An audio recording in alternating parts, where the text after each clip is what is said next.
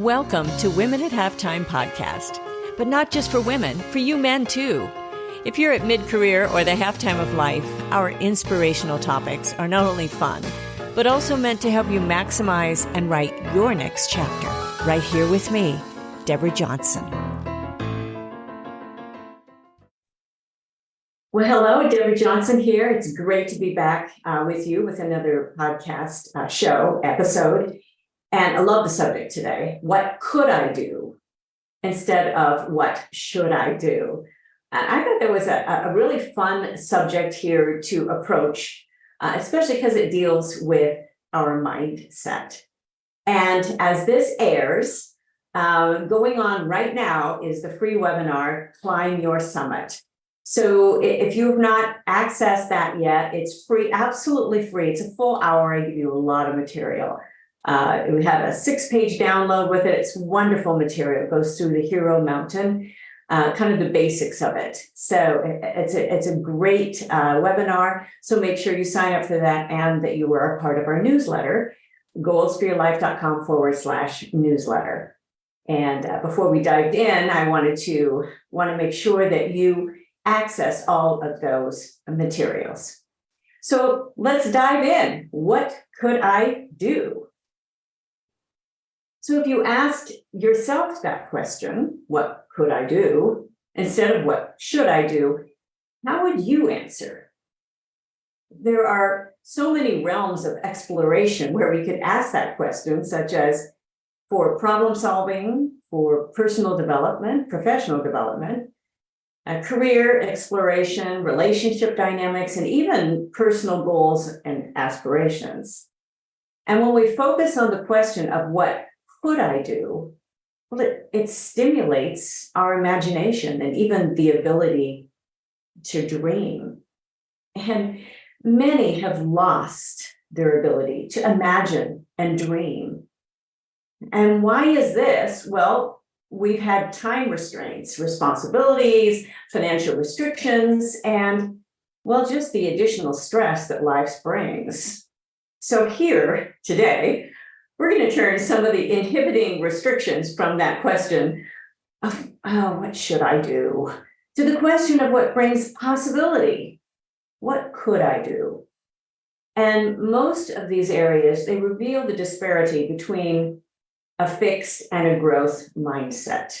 And we'll approach the areas of dependency, fear, exploration, and responsibility. So first, dependency versus self-reliance. Now, if you're a parent, you understand how dependent your young children are on you. And as they grow, the goal is to create more self-reliance and independence. Of course, within bounds, but overdependence, it fosters a sense of learned helplessness, and it can hinder personal development. It can hinder self-sufficiency and the ability to overcome challenges independently. And we can see some of this with overprotective parents who feel like they need to shelter their kids from most everything. I mean, some of us have had that feeling. You don't want them teased and bullied, but that's not to say that we shouldn't be protective of our kids, but still teaching them to be independent thinkers. So overdependence on others, it can make individuals vulnerable to manipulation or control by those that they rely on. And it can stifle creativity with a lack of thinking for oneself. However, healthy in interdependence, I like that word, interdependence, it's good. And so this interdependence and collaboration with others, it can be very beneficial, especially with teams and team building. And it can encourage self-reliance. And with self-reliance comes the ability to take responsibility of one's own actions, and it offers numerous benefits. Empowerment and independence based on our own values and our goals, it encourages us to rely on our own abilities and resources with reduced dependence on others for support and validation. Self-reliance also encourages individuals to seek knowledge with an attitude of a lifelong learner to develop new skills and embrace opportunity. So here's a question I want you to ask yourself. What could I do with more self-reliance? Okay, let's move on to fear versus risk. These are some heavy subjects, so make sure you click into the article. Many continue to face the fear of making mistakes, and that's true at any stage of life or career, and it may stem from past experiences, including traumatic events, bullying, parental neglect, or even domestic violence. And unfortunately, many of these sources of fear go back to family dynamics. And that's why parenting is just so important. Though there are many, many examples of those who have overcome those difficult circumstances, and I applaud them greatly, fear can cause one to freeze with inaction or on important decisions, with missed opportunities. It's how people stay stuck for so long. And it can stifle creativity and exploration. And it can also cause us to put up an external front, hiding behind the facade with a lack of authenticity and healthy vulnerability that can build relationships and honesty with each other. It's very important in spousal relationships. A healthy mindset regarding fear is to first identify what's holding us back. The ability to even take calculated risks, it's often squelched if one is frozen in fear.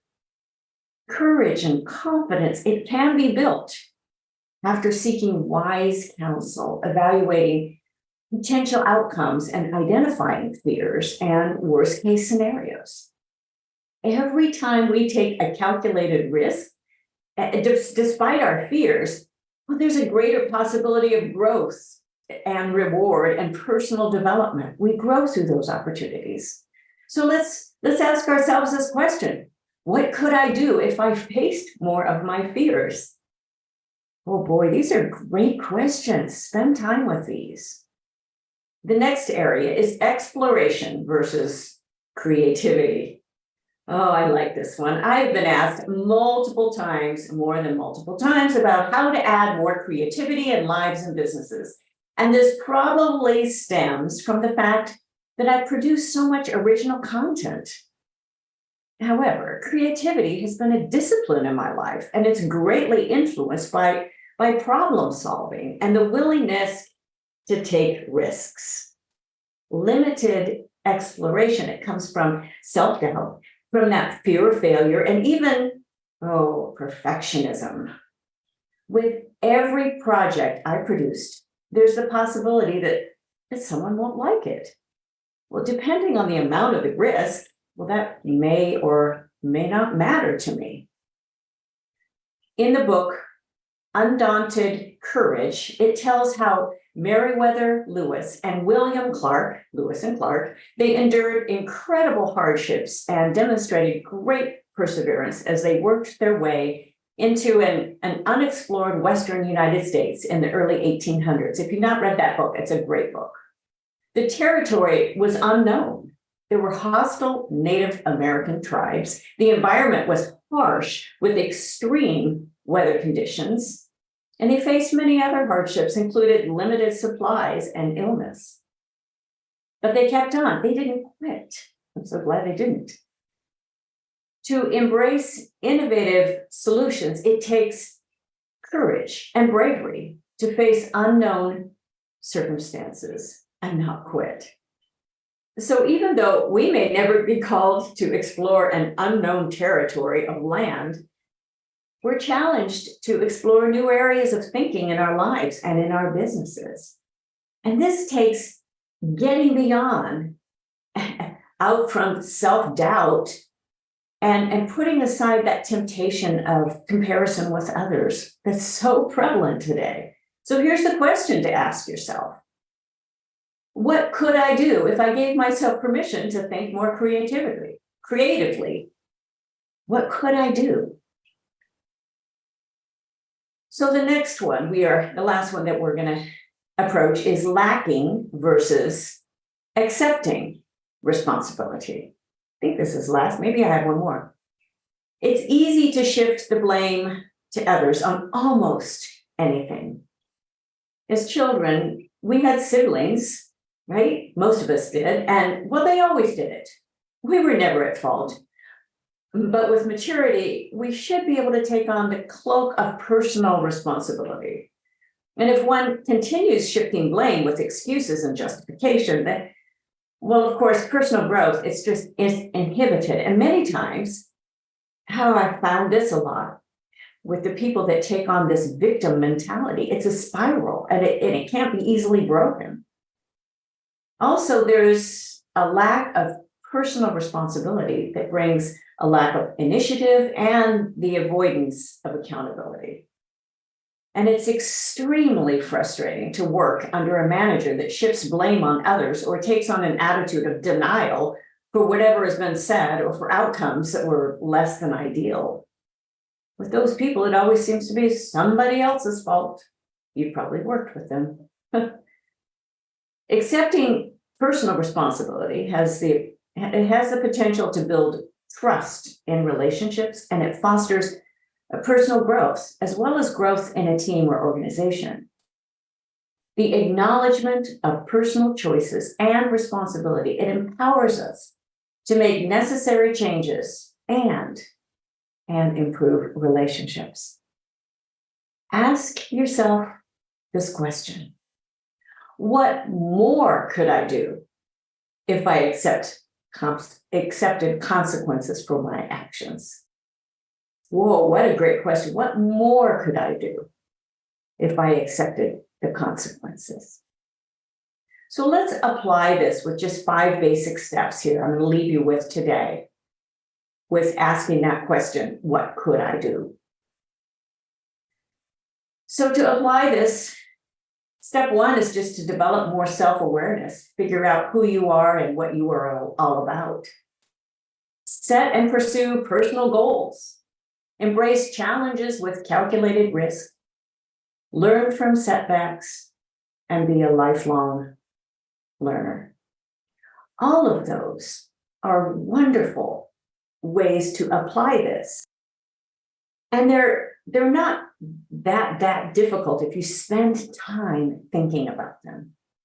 I really encourage you. This went by, this was a quick podcast today, but it's very important to ask yourself, what could I do? What are the possibilities? So as you do, think about self-awareness, developing that self-awareness. Spend time with your core values. What do you really stand for? What are you all about in that self-awareness? And as you set and pursue your personal goals and your professional goals, think about what's most important in your life. And as you do embrace challenges, use a calculated risk. Way back, I used to view my pros and cons. I still do. What will be the benefit and what will be the obstacles to me making a certain decision? So embrace those challenges with a calculated risk. And we learn from our setbacks. Journaling, I'm big on journaling. And be a lifelong learner. What are you reading right now? What are you pursuing? Twice a year, I launch for personal people, for individuals, I launch my Hero Mountain Summit, and that'll be coming up in July. I usually launch it mid-year and at the first of the year, twice a year. And it's a 20-week program. Be a lifelong learner. And I have formatted this in a way that's huge on application. There is so much information out right now. You can find information almost anywhere. You know, now with AI and all, I mean, there's so much out there. And only so much that we can really ingest. But the application is so important. And that's why I've set it up the way I have. I've been a teacher for a very long time. In direct content with 60 videos with 20 weeks that will help develop new habits. this is part of being a lifelong learner. I've taken responsibility for my own learning, and I hope you do too. So with that question, leaving you again today, what could I do? What are the possibilities? Especially if you're at mid-career at a halftime of life, we need you to use your gifts, use your experience, use what you have. You've got a lot of resources. Actually, usually you have a lot more freedom at this point in your life. And just to embrace that and understand really where you want to go, what's next, asking those questions. So I hope you've enjoyed this. I hope you were challenged a little bit. In all of my writing, a lot of time I'm challenged personally, and it helps me grow. So it's always a fun part of my process. So again, make sure you connect with our newsletter, goalsforyourlife.com/newsletter. And you can always reach me also on my speaker site, Deborah Johnson Speaker. I take on a certain number of live events. DJ works music, everyone loves music. So I encourage you to connect. Make sure you get on the newsletter though, because you will the articles that come every single week with our podcast, and they have a lot of free content and extra resources. So I hope you take advantage of that. And I'll look forward to being with you again next time. So bye-bye for now. Thank you for joining us. It is because of our wonderful listeners like you that we keep going strong week after week. We'd love it if you'd share and follow us to not miss a single show and even write a review. You can also find all of our articles, products, and links at womenathalftime.com.